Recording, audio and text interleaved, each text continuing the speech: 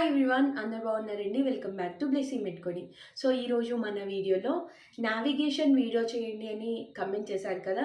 So ఈరోజు వీడియోలో కొన్ని ఐసీడీస్ అనేది ఎలా నావిగేట్ చేస్తామని ఈ వీడియోలో మీకు చూపించబోతున్నాను. అంతకన్నా ముందు మన ఛానల్ని కానీ మీరు ఫస్ట్ టైం చూస్తున్నట్లయితే please subscribe to Blessy med coding. Also పక్కనే ఉన్న బెల్ ఐకాన్ మీద క్లిక్ చేస్తే నేను న్యూ వీడియో పెట్టగానే మీకు నోటిఫికేషన్ వస్తుంది అనమాట. అండ్ ఆల్సో మర్చిపోవద్దు, సో బ్లెస్సీ మెడ్ కోడింగ్లో మనం ట్రైనింగ్స్ కూడా ప్రొవైడ్ చేస్తున్నాము. సో ఈ ట్రైనింగ్స్కి కావాల్సిన డీటెయిల్స్ అనేవి ఆల్రెడీ డిస్క్రిప్షన్ బాక్స్లో ఉన్న నెంబర్తో కాంటాక్ట్ అవ్వచ్చు. లేదు అంటే డైరెక్ట్గా మీరు బ్లెస్సీ మెడ్ కోడింగ్ అనే యాప్ డౌన్లోడ్ చేసుకొని ఈ కోర్సెస్ ట్రైనింగ్స్లో జాయిన్ అవ్వచ్చు. అండ్ లిమిటెడ్ పీరియడ్ వరకే చాలా తక్కువ ప్రైస్లో ట్రైనింగ్స్ అనేది ప్రొవైడ్ చేయడం జరుగుతుంది. Live classes at 10,000 rupees, any certification అనమాట, సిపిసి కానీ సిఆర్సి కానీ. సో 10,000లో certification course daily live class చెప్పడం అనేది అసలు రేర్ అనమాట. చాలామంది రికార్డింగే ప్రొవైడ్ చేస్తున్నారు. సో మనం లైవ్ క్లాసెస్ చెప్తున్నాం. సో ఫ్యూచర్లో పెంచే ఛాన్సెస్ కూడా ఉన్నాయి. సో ప్రజెంట్ అయితే చాలా తక్కువకి ప్రొవైడ్ చేద్దామని. అండ్ ఆల్సో బేసిక్ నాలెడ్జ్ కానీ, and also sample chart practice, ICD guidelines, basic course ఏదైతే చెప్తున్నామో అది కూడా 5,000 రూపీస్లోనే ప్రొవైడ్ చేయడం జరుగుతుంది. సో ఈ అప్డేట్ని గమనిస్తారనుకుంటున్నాను. సో లేట్ చేయకుండా మెయిన్ వీడియోలోకి వెళ్ళిపోదాం. First question. A patient with diabetes type 2 present with erectile dysfunction. After an examination, provided diagnosis the patient with erectile dysfunction due to diabetic autonomic neuropathy. So diabetic autonomic neuropathy వలన erectile dysfunction అనేది వచ్చిందంట. ఓకేనా?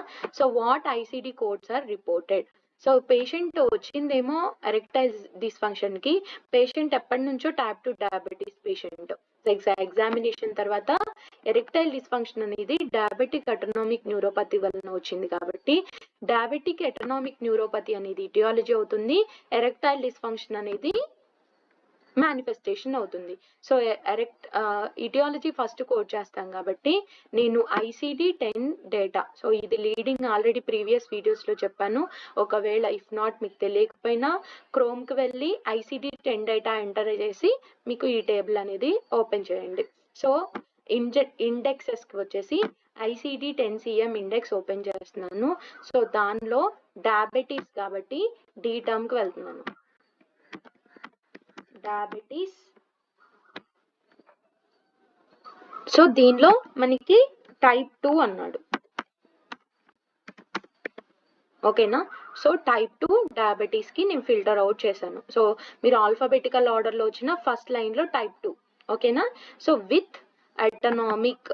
ఓకేనా? So మీరు description చూస్తే autonomic neuropathy అనే వస్తుంది. ఓకేనా? సో క్లిక్ చేస్తే type 2 diabetes mellitus with diabetic autonomic polyneuropathy code E11.43. ఓకేనా? సో ఇప్పుడు మన ఫైనల్ కోడ్ వచ్చేసి E11.43. సో బి కానీ డి కానీ ఆప్షన్ అవుతుంది. And next erectile dysfunction. So again D టర్మ్కి వెళ్తున్నాను. ICD-10CM index and D term. మీకు ఒకవేళ ఏమైనా ఫాస్ట్గా అనిపిస్తే వీడియోని స్లో చేసుకొని చూడండి. ఓకేనా? రైట్ సైడ్ కార్నర్లో సెట్టింగ్ సింబల్ కనిపిస్తుంది వీడియో దగ్గర, అక్కడ స్పీడ్ అనేది మీరు ఆల్టర్ చేసుకొని చూడండి. So dysfunction erectile. So male పేషెంట్సే కాబట్టి సో దీనిలో ఎరెక్టైల్. సో ఎరెక్టైల్కి వచ్చేస్తే డిస్ఫంక్షన్ సెక్షువల్ మేల్ ఎరెక్టైల్ ఉంటుంది. సో నేను ఇప్పుడు సెక్షువల్కి వస్తున్నాను.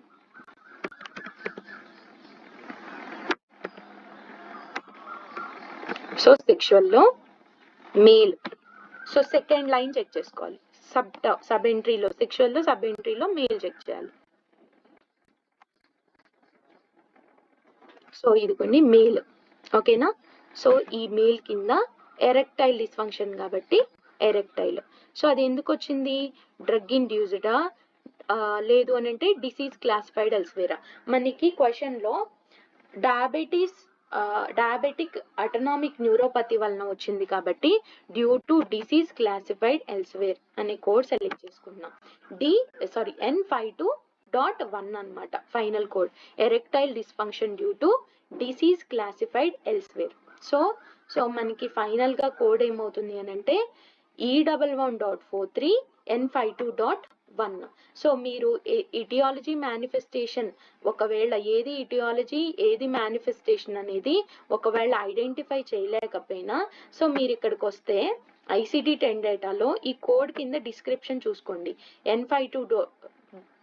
N52.1లో కిందకు వస్తే కోడ్ ఫస్ట్ అండర్లయింగ్ డిసీజ్, ఏ డిసీజ్ వలన అయితే ఈ అండర్లయింగ్ ఎరెక్టైల్ డిస్ఫంక్షన్ వచ్చిందో ఆ అండర్లయింగ్ డిసీజ్ అనేది ఫస్ట్ సీక్వెన్స్ చేయాలి అంటున్నాడు. సో మనకి correct option is E11.43N52.1, D option అన్నమాట. And next, a patient is transported from nursing home for facial drooping, slurred speech and dizziness. So ఇవన్నీ ఉన్నాయంట. And patient was admitted for testing. After MRI, provider diagnosed the patient with a transient ischemic attack. TIA అంటే transient ischemic attack. So ICD-10-CM code చెప్పమంటున్నాడు. ఓకేనా? So ఈ facial drooping అని slurred speeching, dizziness, ఈ transient ischaemic attack కి మనకి symptoms, signs symptoms అన్నమాట. ఓకేనా? So only transient ischaemic attack code చేస్తే సరిపోతుంది. సో దానికి సో ఈ రోజే ఆ సిమ్టమ్స్ తో వచ్చాడు కాబట్టి యాక్టివ్ గానే కోడ్ చేస్తాం. అగైన్ ICD-10-CM ఇండెక్స్ వచ్చాను. అటాక్, సో అటాక్ లో ట్రాన్సియంట్ ఇస్కెమిక్, టీ టర్మ్ వరకు వెళ్ళాలి. ట్రాన్సియంట్ ఇస్కెమిక్ స్పెసిఫైడ్ టైప్ ఏం కాదు కాబట్టి మనం అన్స్పెసిఫైడ్ తీసుకుంటున్నాం. G45.9. సో దీనికి కూడా ఇంకేమైనా ఎడిషనల్ నోట్స్ ఉన్నాయేమో చెక్ చేసుకోవాలి ఎవ్రీ నోట్ కి. ఆల్సో ఇక్కడ క్లినికల్ ఇన్ఫర్మేషన్ కనిపిస్తుంది కదా, ట్రాన్సియంట్ ఇస్కెమిక్ అటాక్ గురించి మనకి ఫుల్ గా డీటెయిల్స్ కూడా ఉన్నాయి, మీరు చదువుకోవచ్చు. ఓకేనా? So G45.9 is the final code. And next third question. So time base చేసుకొని ఎన్ని క్వశ్చన్స్ ఎక్స్ప్లెయిన్ చేయాలనేది చెప్తాను. ఓకేనా? So physician was call to the hospital floor for the medical management of a patient admitted 1 day ago. So అంతకు ముందు రోజు admit అయిన patient medical management purpose కోసం ఫిజిషియన్ ని పిలిచారంట. ఓకేనా? With reduced oxygen level. Oxygen level అనేది తక్కువగా ఉందంట. ఎందుకనంటే due to aspiration pneumonia and COPD. అసలు ఈ ఆక్సిజన్ లెవెల్ అనేది రిడ్యూస్డ్ గా ఎందుకు ఉంది అని అంటే ఆస్పిరేషన్ నిమోనియా అండ్ COPD వల్ల ఉందంట. No chest pain is pain at present అయితే చెస్ట్ పెయిన్ లేదు, but still shortness of breath and some swelling in his lower extremities. So lower extremities లో కూడా స్వెల్లింగ్ ఉందంట, షార్ట్నెస్ ఆఫ్ బ్రీత్ అనేది తను experience అవుతున్నాడు. Next, patient was tachypneic, అంటే breath తీసుకోలేకపోవడం అండ్ ఆక్సిజన్ డెఫిషియన్సీని కూడా టాకీ పానిక్ అని అంటాము. ఓకేనా? Lungs reveal coarse crackles in both bases. So bases లో క్రాకల్ సౌండ్స్ అనేవి వస్తున్నాయి అంట.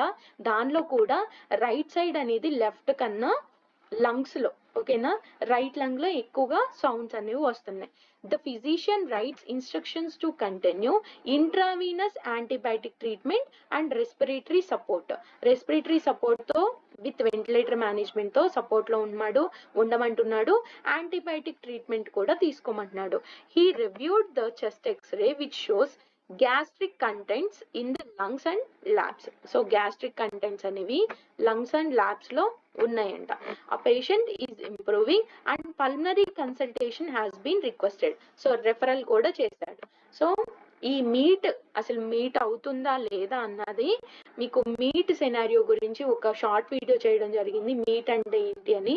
సో ఇక్కడ ట్రీట్మెంట్ తీసుకుంటున్నాడు, ఆల్సో వేరే ఫిజిషియన్ కి రిఫర్ చేస్తున్నాడు.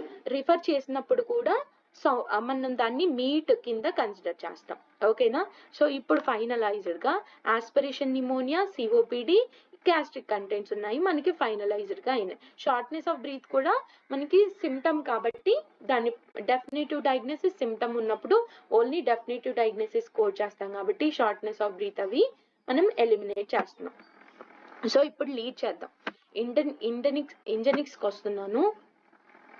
సో నిమోనియా కదా, పీ టర్మ్కి వెళ్తున్నాను. పీ టర్మ్లో నిమోనియా.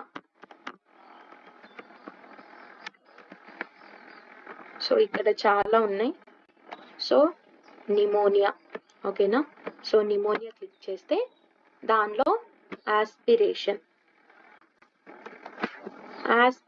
నిమోనియా, ఓకేనా. ఈ ఆస్పిరేషన్ నిమోనియా ఎందుకు వస్తుంది? Gastric contents in the lung, gastric secretions, ఓకేనా. ఆస్పిరేషన్ నిమోనియా అయినా గ్యాస్ట్రిక్ సెక్రీషన్స్ తోనైనా ఒకటే కోడ్ ఉంది, J69.0, ఓకేనా. సో కానీ ఇక్కడ ఏం చెప్తున్నాడంటే any associated foreign body in respiratory tract. Lungs లో మనకి గ్యాస్ట్రిక్ కంటెంట్ ఉంది కదా ఆల్రెడీ, ఓకేనా. రెస్పిరేటరీ ట్రాక్ లో ఉన్న అసోసియేటెడ్ ఫారెన్ బాడీ అంటే ఇక్కడ T17 లో క్లిక్ చేస్తే లంగ్ ఉందేమో చెక్ చేద్దాం ఫస్ట్. లేదు కాబట్టి రెస్పిరేటరీ ట్రాక్ లో స్పెసిఫైడ్ NEC చూడొచ్చు, స్పెసిఫైడ్ పార్ట్. ఎందుకు? లంగ్ అనేది మనకి మెన్షన్ చేశాడు కాబట్టి.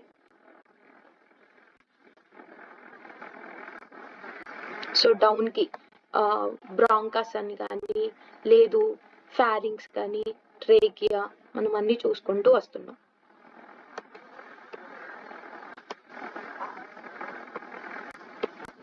సో మీరు ఇక్కడ చూస్తే gastric contents in other parts of respiratory tract. Lung లేదు కాబట్టి అదర్ వెళ్తున్నాం.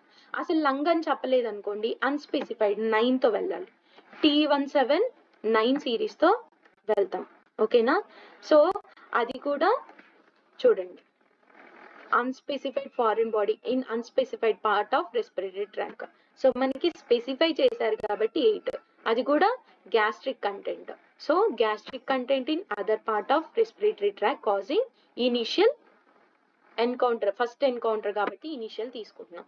T17.810. ఒకవేళ మీరు ఇది లీడ్ చేయాలి అని అంటే ఫారెన్ బాడీకి వెళ్ళి లేటర్ ఆన్, సో అది గ్యాస్ట్రిక్ కంటెంట్స్ ఎక్కడుంది? లంగ్స్ లో ఉంది. లంగ్ దగ్గరకు వెళ్ళి అక్కడ మీకు ఏం గైడ్ చేస్తుంది అంటే foreign body respiratory tract specified type అని చెప్తుంది, ఓకేనా. సో మీరు ఫారిన్ బాడీలోకి వెళ్ళి ఎఫ్ టర్మ్కి వెళ్ళి ఫారిన్ బాడీకి వెళ్ళి దానిలో రెస్పిరేటరీ ట్రాక్ స్పెసిఫైడ్ టైప్ లో గ్యాస్ట్రిక్ కంటెంట్స్ సెలెక్ట్ చేసుకుంటే మీకు సేమ్ కోడ్ అనేది వస్తుంది. సో మనకి ఫైనలైజ్డ్ కోడ్ T17.810, ఓకేనా. So T17.810. So J69.0 first code చేసాము అండ్ ఇది కూడా కోడ్ చేసాం. ఇప్పుడు మన డౌట్ ఏంటంటే ఇది COPD కోడ్ ఇదా కాదా చెక్ చేసుకుంటే సరిపోతుంది. సో దీని తర్వాత ఏదైతే ఆస్పిరేషన్ నిమోనియా తర్వాతే పెట్టాలి కాబట్టి ఇది ప్లేస్ చేసాం, ఓకేనా, గ్యాస్ట్రిక్ కంటెంట్స్ ది. సో మీరు ఇక్కడ చూస్తే కోడ్ ఫస్ట్ ఇక్కడ చెప్పలేదు, బట్ కోడ్ ఫస్ట్ ఉంటుంది, ఓకేనా. And next chronic obstructive pulmonary disease, the term కి వెళ్తున్నాను. సో డిసీజ్ లో మనకి చాలా ఉన్నాయి కాబట్టి డిసీజ్డ్ క్లిక్ చేస్తే సో మనకి సో దానిలో అబ్స్ట్రక్టివ్ కానీ పల్మనరీ కానీ వెళ్ళొచ్చు. So chronic obstructive pulmonary disease, so air వేలో వస్తుంది.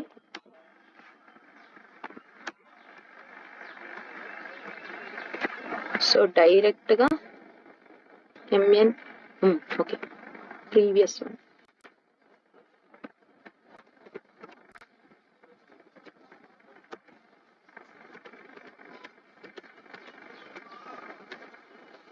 సో ఇదిగోండి డిసీజ్ లో ఉన్నాను, పల్మనరీలో క్రానిక్ అబ్స్ట్రక్టివ్ J44.9.